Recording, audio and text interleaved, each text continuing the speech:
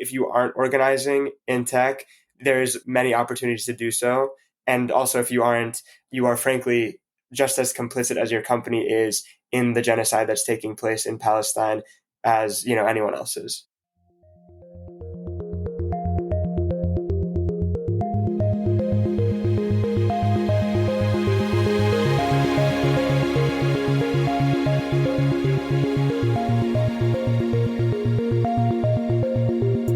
Hello and welcome to Tech Won't Save Us, made in partnership with The Nation magazine. I'm your host, Paris Marks, and this week my guests are Mohammad Khatami and Gabi Schubiner. Mohammad and Gabi are former Google software engineers and are now organizers with No Tech for Apartheid. We're now over 10 months into the Israeli military campaign in Gaza that it's hard to deny is a genocide at this point. We've seen death figures that officially are over 40,000, but a recent report in The Lancet put them at actually over 180,000 over that period of time. We know that the amount of bombs that have been dropped are, just hard to imagine. And the photos of dead children and babies that have been all over our social media feeds for most of that time, it's just hard to stomach. It's hard to imagine how this can seriously continue.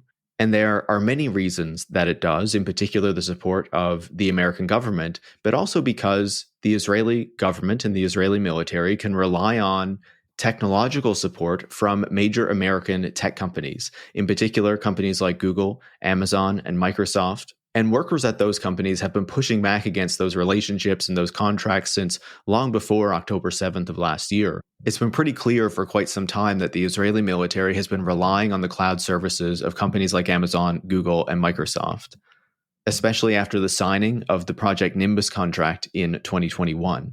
But earlier this month, we had a report in 972 magazine by Yuval Abraham that confirmed, at least based on his reporting, that the Israeli military has relied on some of that cloud infrastructure and AI technologies provided by Google and Amazon in order to carry out its campaign in Gaza that has killed so many. So this week, I've decided to check in with some of the organizers at No Tech for Apartheid who used to be Google workers, and so their expertise is more on the Google side of things, to learn about their organizing, to learn about the need for tech workers to be pushing back on the relationships that their companies have with the Israeli government, and how these major tech companies have been pushing back on them as their organizing efforts have been increasing and as they have been demanding contracts like Project Nimbus be terminated.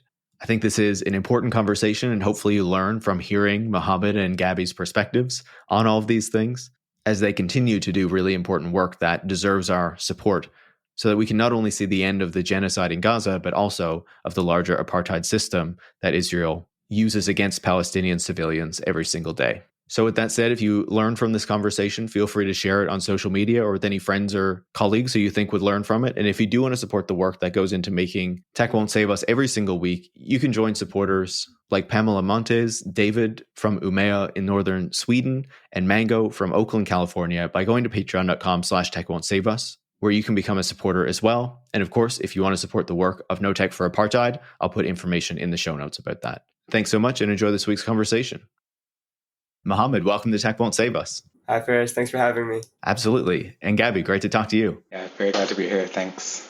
Looking forward to talking to both of you. I wish we could be talking about a more uplifting topic, but it's still things that are very important for us to understand, to be discussing, to be understanding, especially when we're talking about the tech industry and the culpability that it has in a lot of these issues. And of course, how it's treating its workers that are trying to force it to be a better actor in the world. So I was hoping that I could start with each of you by asking what you did at Google and when you left or when you were fired, so we understand that. Yeah, I used to be a software engineer at Google. I worked in core data. I also worked in YouTube Music. And I was fired after April 16th when we had a direct action in the office. I worked at Google for about 7-8 years. Most of my time was in research, so focused on AI applications and privacy-focused AI. So when did you each get started organizing at Google? And was it around Project Nimbus that you first got started, or was it something else at the company that got you organizing about how it was acting in relation to the things that you were concerned about? Yeah, I started organizing at Google really, I guess, in 2020, following the George Floyd uprising. I think that moment really asked everyone to really take seriously and consider the spaces you're holding. So I started to try to have more conversations on like the internal network, try to really take seriously that I am a tech worker, that the space does come with privilege, and that there are things I can do there to have an impact as a worker. And those conversations kind of ultimately formed the relationships that led into my involvement both in Alphabet Workers Union and then eventually in No Tech for Apartheid. Yeah, and for me, I started organizing in 2022, which was actually the same year that I started at Google. Started in like August. In September or October, there was actually a No Tech for Apartheid rally outside of the Google office, and that was the first time I'd heard about Nimbus or like heard about No Tech for Apartheid in any capacity. And I actually met Gabi at that rally outside the office and learned about what was going on. And then right off the bat, I just knew that I couldn't really continue working there unless I was involved in organizing and speaking out against the ethical concerns that we were having. So pretty much right from my start at the company, I had started organizing. Yeah, no, that makes sense.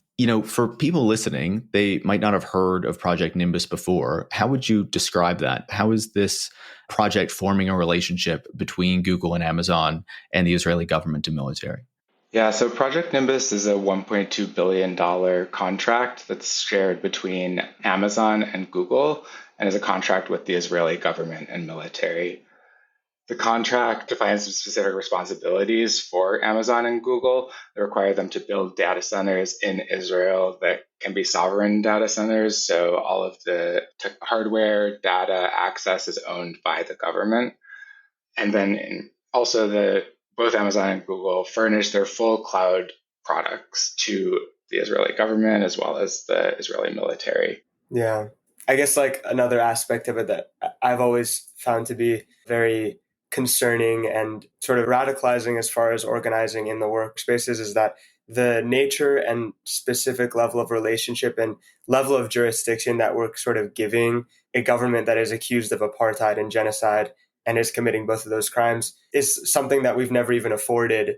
I say we, but like that Google has never even afforded to another government. So it's a completely unprecedented level of security that we're just relinquishing to a government that is internationally condemned for like their crimes against humanity. So that's one of the things that always really, affected our perception and has definitely radicalized me in terms of making sure that I was speaking out against it.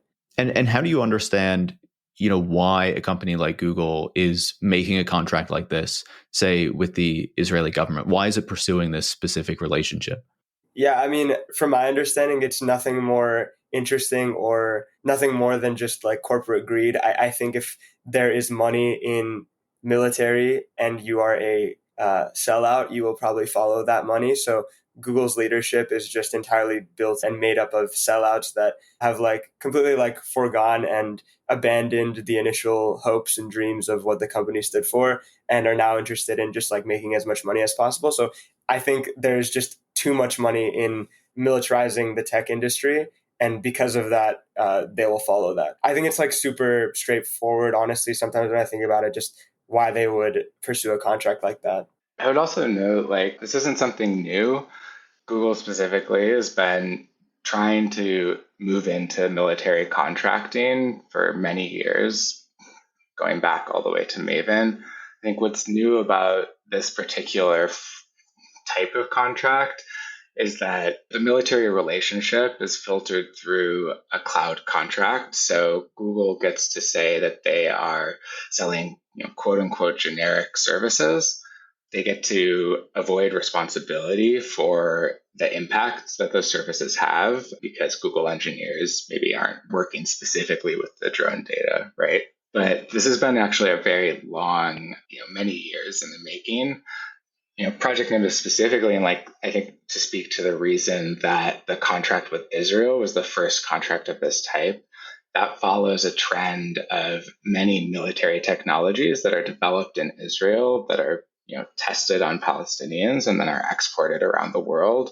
This is the same type of thing where this contract framework is kind of tested with Israel before it's replicated around the world. And we've seen other instances of this type of relationship between tech and the military spin up since Project Nimbus, including JWCC, which is a contract with the US Department of Defense, contracts with the UK military, and it's going to continue to replicate. Yeah, what you were saying about, the Israeli government and the Israeli military testing all these technologies is something I've talked to Anthony Lowenstein about in the past, who's written a book really going into this. Do you find that something has notably shifted with Google? Obviously, we used to have this kind of idea that Google was don't be evil. This was the slogan that they were putting out there, trying to suggest that they were a different kind of company. Mohammed, you were saying how the company is just going after money wherever it can make the most money, right? Do you feel that there has been a shift, though, in seeing how the company operates today versus how it was operating in the past, where you saw, this desire to build Project Maven kind of get defeated, this desire to build a Chinese search engine get defeated, but now they seem to be much more kind of dug in, and they are going to do these things regardless of what workers say, what the public says. Do you notice that change, or did you feel that maybe Google was kind of always like this to a certain degree as well? I think like Gabi was saying, sort of direction the company has taken with this contract specifically is sort of unique in that they've hidden the military aspect of it significantly more in this case, and they've tried to filter that military relationship out and hide that from their workers as much as possible. And I think that sort of points to the change that I think has taken place as far as my understanding of Google is that prior to this, especially with Project Maven, I think that workers felt at least that they had some level of influence and voice in the company. And from that point up until now, there's been severe levels of repression and silencing and just, attacking workers for speaking up against contracts. I think probably the lessons that were learned in how Maven fell through, those lessons are being sort of taken into account by Google's leadership now and being used to mask the true meaning and the true effects of Project Nimbus to workers right now. I wasn't at the company as long as Gabi was, so I think maybe Gabi, you can speak more to kind of how the culture has shifted. But as far as I had been there, the culture was entirely surrounded in fear. It was entirely surrounded in silence. It was entirely surrounded in keeping workers silent by placating them with stupid amenities, frankly. So that's kind of the relationship that I had with Google at the time. But yeah, I think, Gabi, maybe you can speak more to the culture that had shifted, maybe. Yeah, I definitely think the culture has shifted a lot. And you can actually tie that back directly to a lot of the organizing against military contracts, right? You mentioned Maven, which was a contract that Google had signed with the Department of Defense, where Google engineers were directly analyzing and building AI models on drone data. So that contract, actually, they didn't cancel the contract, but they chose not to renew it. And that was in result. They chose not to renew it due to a combination of broad worker kind of alignment against the project, really bad press kind of across the board, as well as workers who were working kind of close to the project threatening a work stoppage, right? So there were actually many different aspects of that really showed how workers could have power within the company. After that, I think that Google leadership and Google executives really actually understood they needed to rein in worker power if they wanted to pursue military contracts again. And you can see increasing retaliation against organizers who worked to try to get Google to pull out of contracts with Customs and Border Patrol.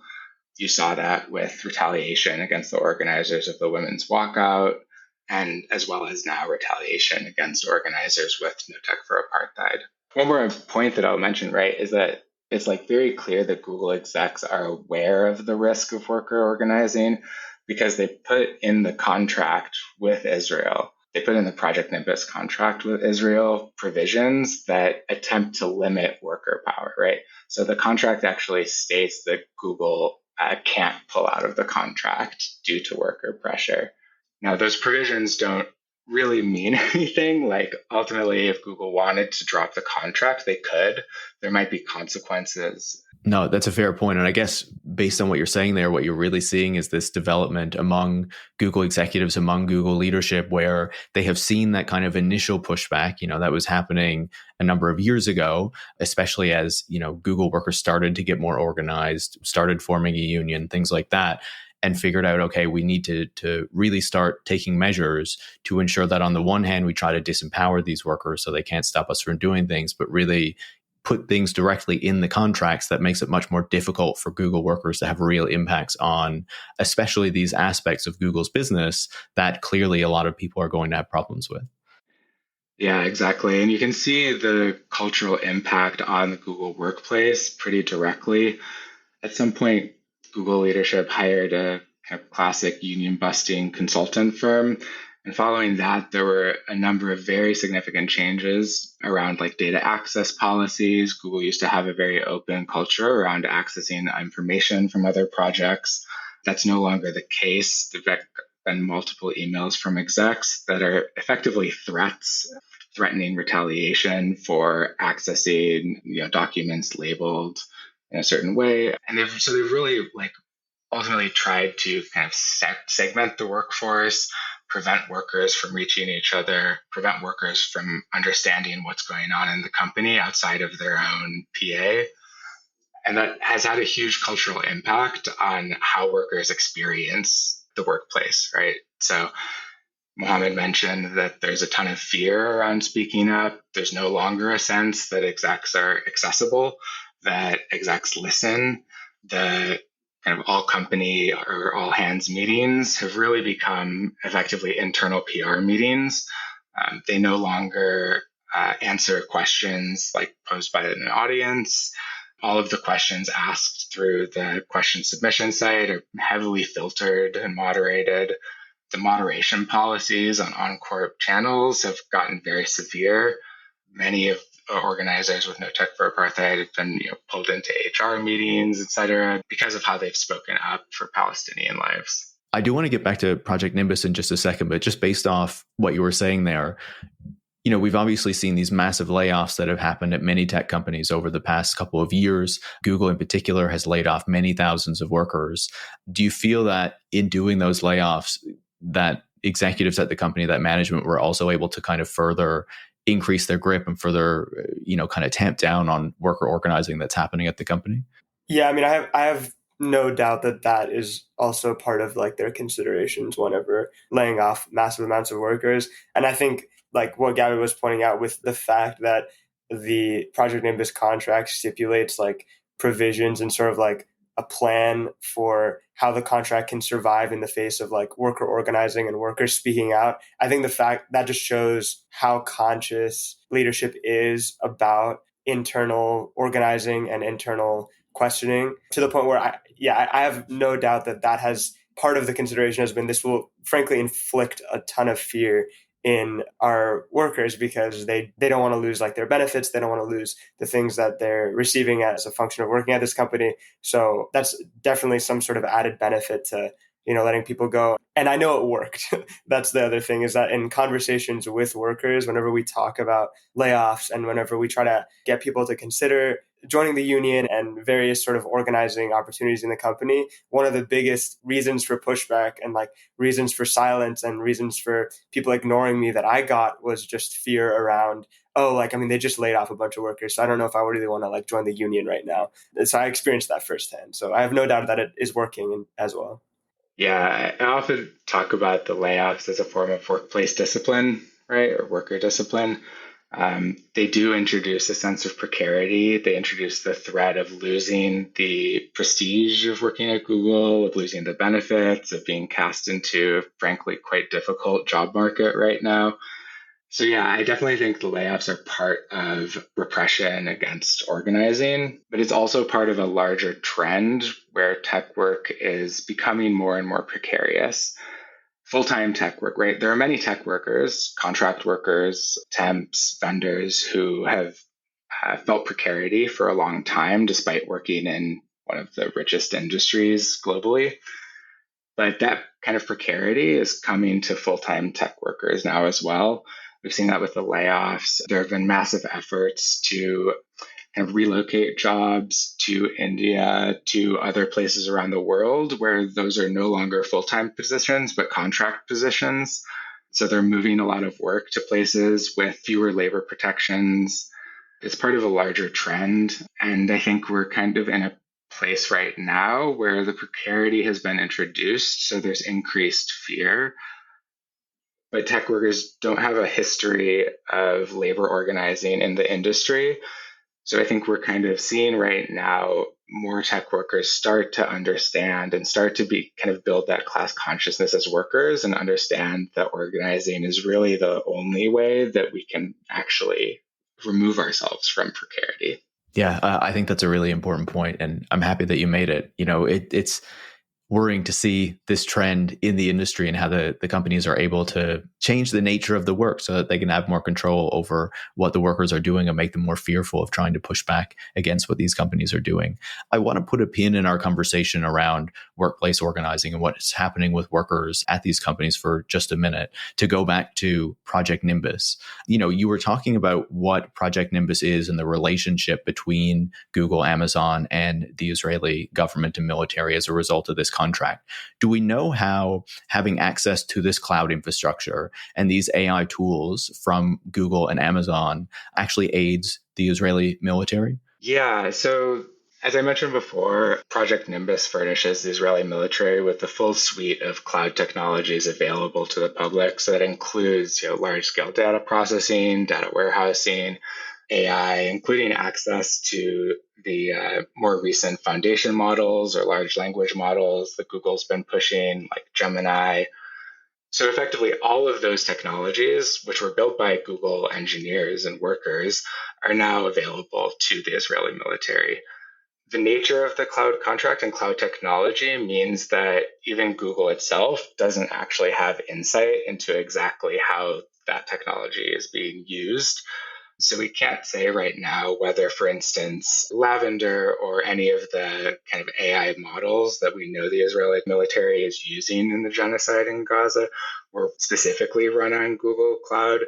But we do know that the military has been using Google Cloud. They've been using AWS to the point where, at a recent conference called the IT for IDF conference, speakers indicated that the Israeli military would not have been able to scale to the current kind of intensity of the genocide without moving to these cloud platforms. So following October 7th, the IOF systems really became bogged down with the addition of so many new soldiers needing access, with the increase in target generation, with all of the increased computing capacity that they needed in order to wage this genocide. And their solution was Project Nimbus. So they moved a ton of their services, including their direct wartime services, to the cloud. And just for people who might not be as familiar with the term, can you tell us what IOF means? Israeli Occupation Forces, the term that tries to counter the implicit messaging of the IDF, of Israeli Defense Forces, because we know that actually Israel is an occupying power in Palestine. I'm sure some people will be familiar with it, but just for those who aren't, just so they'll know what you're referring to there. Yeah, and as you say, there has been reporting recently on how it seems like, especially during the genocidal campaign that Israel is carrying out in Gaza, they have been relying specifically on the Google, Amazon, and Microsoft cloud services and cloud servers in order to store a lot of this data that they need, that they use to track the population of Gaza. And potentially there have even been operations that have been carried out kind of with the capacity that they are making use of, right? It was interesting reading that story and previously hearing stories of like bookstores and major book chains like moving on to cloud services and saying like, oh, it's so easy to just expand the computation that we need at busy times. And then seeing like people in a military kind of referring to cloud services in the same way, like, oh, we're carrying out this campaign, we have so much extra data, and now we need this extra cloud compute from these major companies in order to carry this out. It really kind of turns your stomach. It's shocking, right? I think that really indicates both why this type of contract is so powerful, because it offers the military the type of scale, the type of global scale that Google and Amazon have built, and that really the Google workers and Amazon workers have built over the past decade. So it's kind of this compounding and scaling force to their already existing high-tech military operations. I also feel like kind of points to, I think, like what is Google leadership's like naive nature to think that tech workers wouldn't be able to discern the fact that their contract with the Israeli government is going to be used to wage a genocide.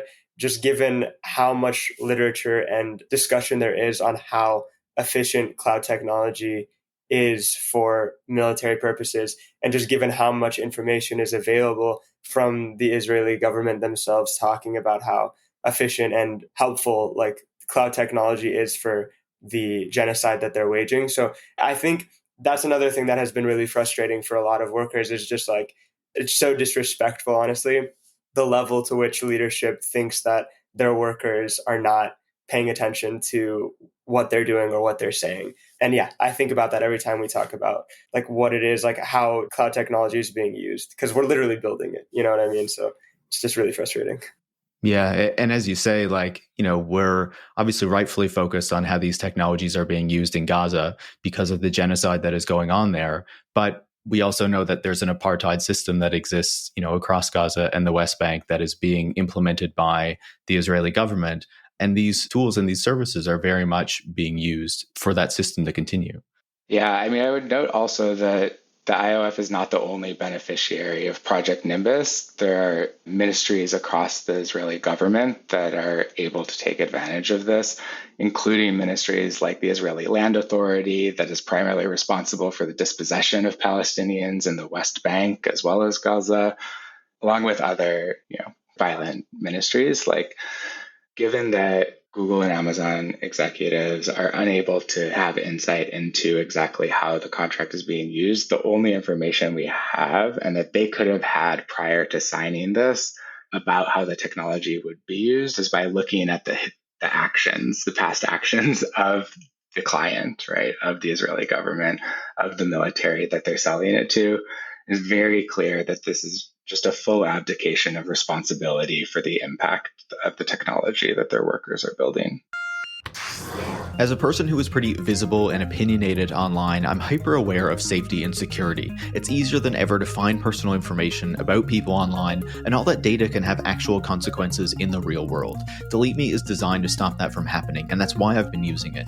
Delete Me is a subscription service that removes your personal info from the largest people search databases on the web, and in the process, helps prevent potential ID theft, doxing, and phishing scams. To put it simply, Delete Me does all of the hard work of wiping you and your family's personal info off the web. Data brokers hate Delete Me. When you sign up, Delete Me immediately goes to work scrubbing all of your personal information from data broker platforms. Your personal profile is no longer theirs to sell. Take control of your data and keep your private life private by signing up for Delete Me, now at a special discount for our listeners. Today, get 20% off your Delete Me plan by texting TECH to 64000. That's TECH to 64000. The only way to get 20% off is to text TECH to 64000. Once again, that's TECH to 64000. Disclaimer, message and data rates may apply. See terms for details. I wonder, when you're doing this organizing, against Google's relationship with the Israeli government, and the Project Nimbus contract specifically, if you ever look at, we were talking about the campaign against Project Maven, the campaign against the Chinese search engine, and some of these other contracts that companies like Google have had with, whether it's other governments or with institutions of the American government. But also, we have these historical examples of workers at, say, IBM trying to impose its relationship with apartheid South Africa back in the day. In doing this organizing against what Google and Amazon are doing, do you ever look back at those historical examples and take lessons from what people were doing then?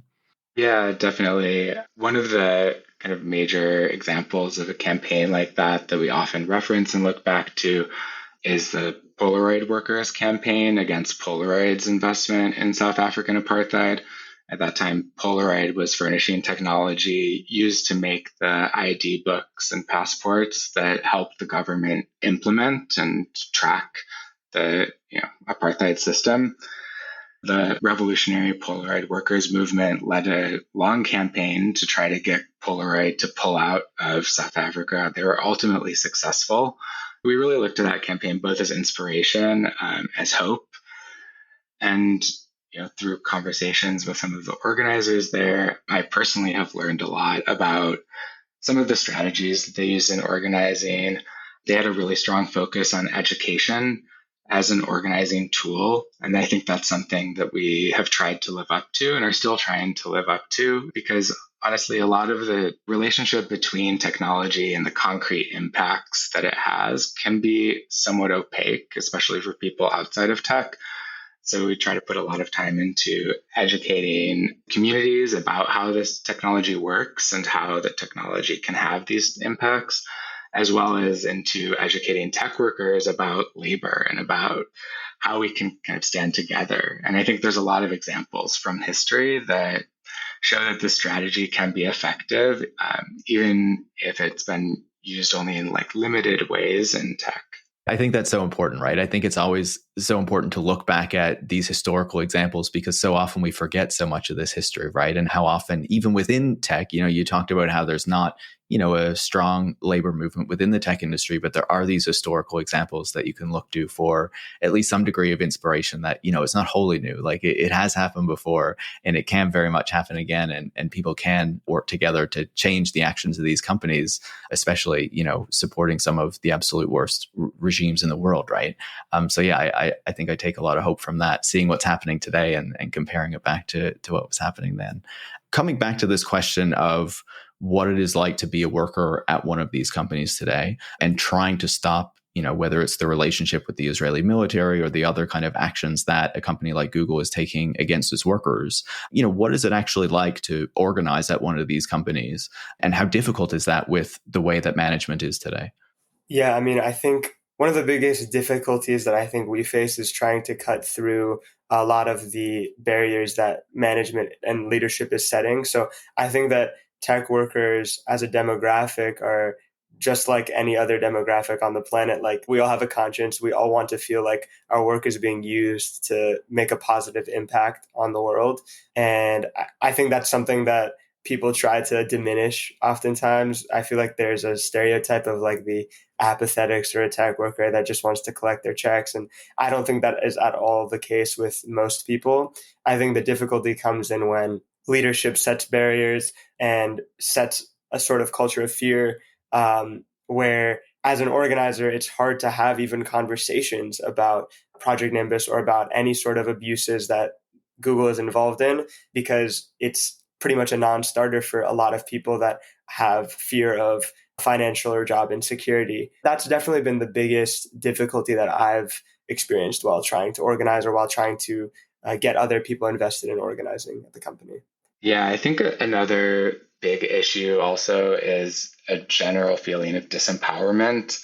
I think the scale of the companies and the distance between workers and leadership has really created a culture where workers no longer feel like they have a voice and they feel like the company is too big for them to have an impact, even by organizing.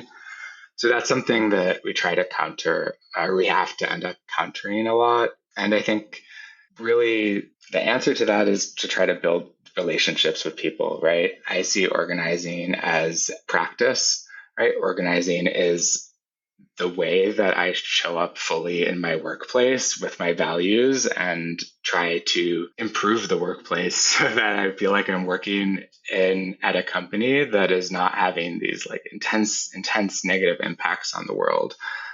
I agree with Mohammed. I think most tech workers generally feel like they want their work to be impactful in a positive way. But there's also a lot of tech narratives that people are very steeped in around how tech is beneficial to the world and how tech is improving people's lives by making things easier, by increasing access to information, right? So it's kind of this balance of understanding that, trying to bring people into an understanding of that also tech has these negative impacts, right? Trying to like build this kind of political consciousness amongst workers. Yeah. And I think, there's a number of different things to counter, right? Like it's those things. It's also, I think, the golden handcuffs, right? That full-time tech workers kind of hold a position within the broader labor movement that's maybe not unique, but somewhat, I think, distinct. Tech workers are, relatively well paid. Full-time tech workers are relatively well paid.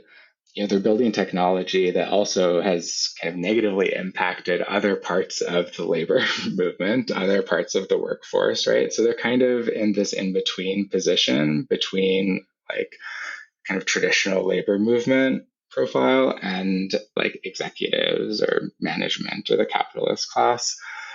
So I think it's difficult to kind of counter those narratives, like bring people into this like alignment with the working class. I think what I talked about before, the increased precarity around tech was going to really accelerate that. But there's still a lot of kind of narrative and identity aspects of being a tech worker that I think make it difficult to organize. That makes a lot of sense. And I can see that being a difficult thing to get over, especially after, we've heard so much about what tech work is and what it means to be a tech worker for so long, and the benefits that come of that. Of course, as the companies slowly erode those benefits, it takes some of that away. I wonder how you've seen this evolve over the years. Both, Gabi, I know that you were at Google a little longer. So I guess on the longer time horizon, how you've seen kind of organizing at Google evolve, and whether you think that's stronger today or has kind of been hit by the recent layoffs and the pushback from management. And then more specifically on the question of organizing around Project Nimbus, do you feel like since October of last year, there has been, a real kind of surge in the number of workers at Google who are organizing around this, or has the company been effective at trying to suppress that? Yeah, I think similarly to how the company has changed a lot and the company culture has changed a lot, including the increased repression for organizing, naturally the organizing has changed a lot as well. Organizing used to be more kind of informal networks, one time, like one purpose groups of people that would see an issue and then start to organize around that. And then the issue would either be addressed or fail to be addressed, but time would pass and those people would move on through attrition, et cetera. So that's really no longer sustainable, right? Like with the change in culture towards retaliation, towards repression of worker organizing, the organizing's had to become much more resilient. I think both Alphabet Workers Union and No Tech for Apartheid are good examples of that, where we've formed actual unions and organizations that provide more sustainability to the organizing. So the organizing now has a structure it can handle and be resilient to people leaving. There isn't necessarily like one core group that's responsible for holding up everything. And if those people get laid off or fired, the whole thing will collapse, right? So there's more resiliency, definitely. From my perspective, I think because I was at the company like slightly less time, all I ever sort of knew was NOTA, and all I ever sort of knew in terms of organizing was Project Nimbus. So No Tech for Apartheid organizing began, and immediately it was met with a significant amount of pushback from the company and a significant amount of rage from leadership. Immediately workers were retaliated against. So my introduction to the company and my introduction to organizing at the company was one where throughout my entire time there, it was marred by, repression, silencing, retaliation, and all those, sort of illegal actions being taken against workers for even speaking up. And I think especially post October 7th, the final and most, I think, sinister thing that organizers experienced was this sort of weaponization of anti-Semitism, like coming at us from both leadership and from, counter protesters and people that were trying to detract from the like anti-militarism nature of like the organizing we were doing. So I was even called like a terrorist. I was called into HR and accused of supporting terrorism, which is something that I hadn't experienced since probably elementary school, of being called like a terrorist. And it's sort of ironic that it would happen at the, premier tech company in the country and the world. And so there was such a boldness and such an openness about anti-Arabness, anti-Muslim, anti-Palestinian, any pro-Palestinian movement, to the point where the sort of nature of the rules and the nature of like what it meant to be googly and nice to your coworkers completely was thrown out the window when it came to interacting with myself and other organizers at the company. So pre-October, all I ever knew was like, okay, the company really doesn't want you to talk about this and they will silence you at any chance they get. And post-October, it was like, not only will the company silence you, but if other workers are literally stalking you, or if the other workers are accusing you of terrorism and just straight up being racist to you, the company will not do anything about that and will protect those workers from any sort of discipline or anything.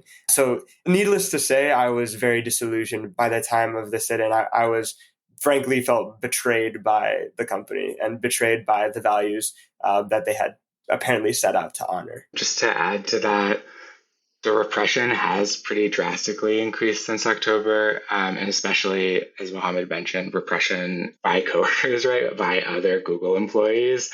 But on the flip side, like including many workers being doxxed publicly for supporting Palestine internally with no repercussions from any of that investigation. Workers have been falsely accused of violence for, attending pro-Palestine rallies and protests. And on the flip side of that, we've seen a huge influx of workers who want to organize with No Tech for Apartheid, right? Watching this genocide unfold in real time online has really agitated so many workers that have come to understand that not only is America directly funding and resourcing this genocide, but their work is directly tied to the military capability to carry out the genocide. I think No Tech for Apartheid has grown by an order of magnitude. We've seen workers really step up, become much more confident in speaking out on core, become much more confident in taking action. And we've seen that kind of spread throughout the industry, right? So now it's not just Google and Amazon workers that are organizing internally against this contract. The contract is kind of widely known in the tech sector. We have workers from other companies that are helping to support the organizing effort.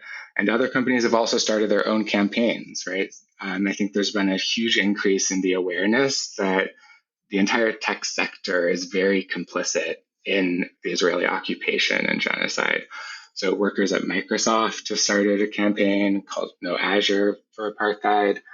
That campaign, as you mentioned the 972 article, Microsoft also supplies Azure directly to the IOF, the Israeli government. Workers at Cisco, workers at Oracle, workers at Intel have all started organizing campaigns to address the deep complicity of their specific companies in the Israeli occupation.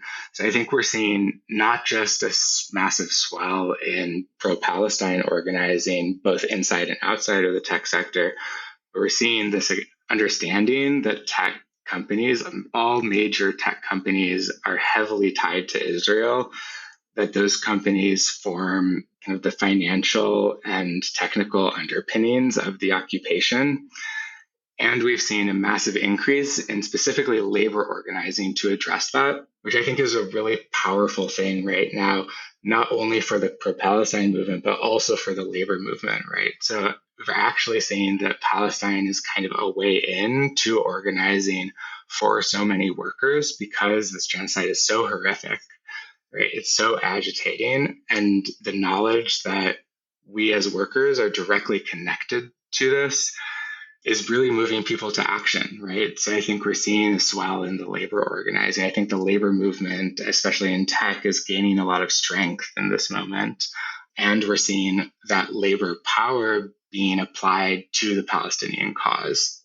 Yeah, that is good to hear. And it's been positive to see that, in the tech industry, but also beyond as well, right? Like seeing the auto workers and other unions being very clear that they're supporting Palestinians, that they're against the continuation of the Israeli genocide in Gaza, and that they want the government to act on it, right?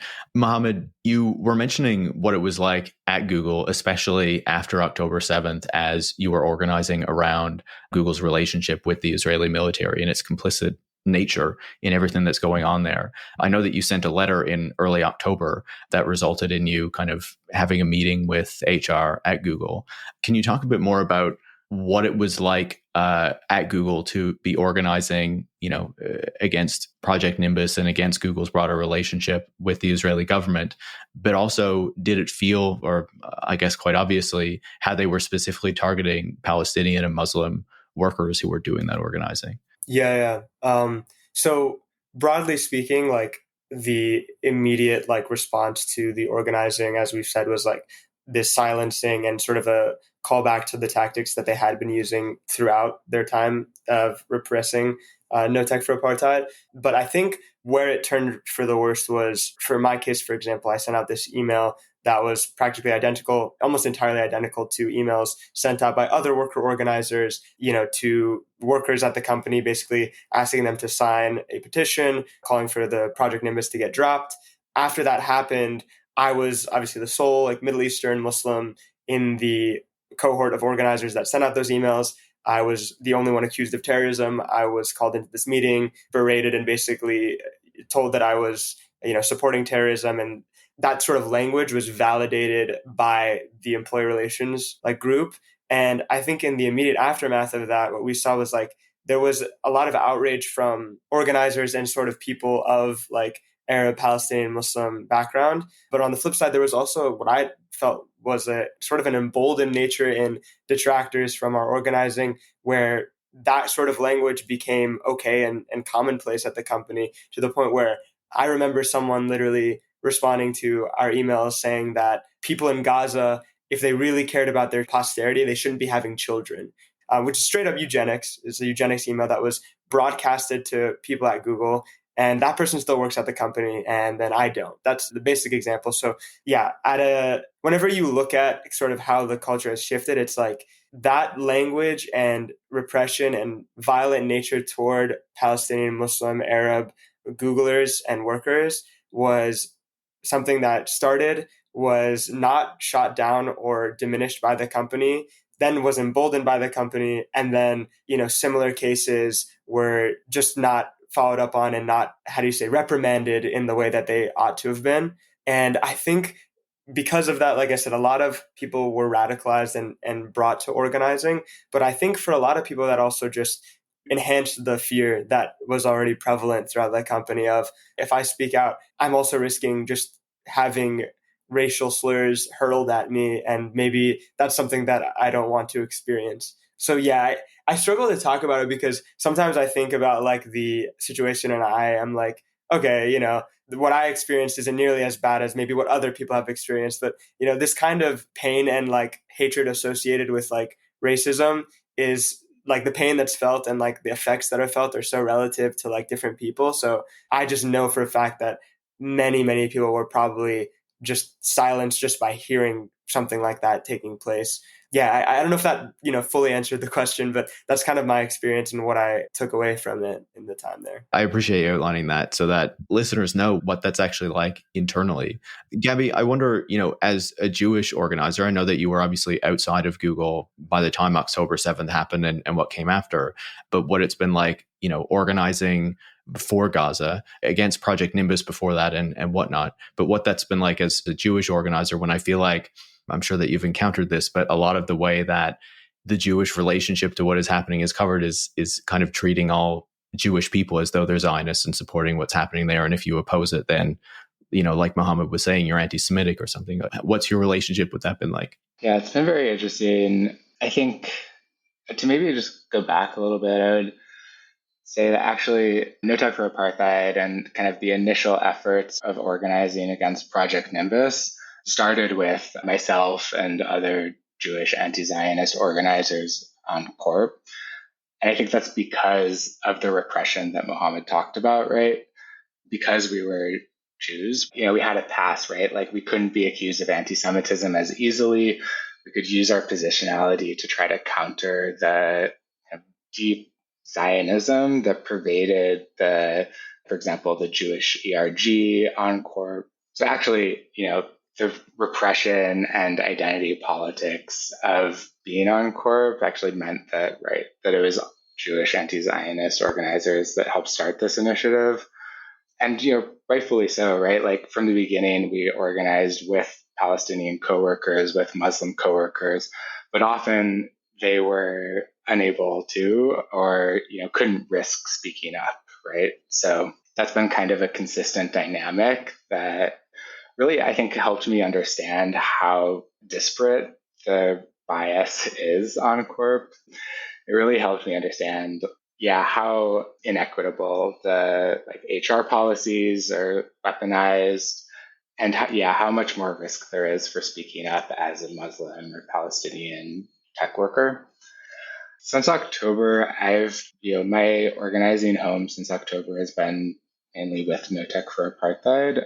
Organizing in New York, I guess within No Tech for Apartheid, because I'm no longer at Google directly, that actually comes up a lot less, right? Like mainly just kind of helping coordinate things and like organizing with people.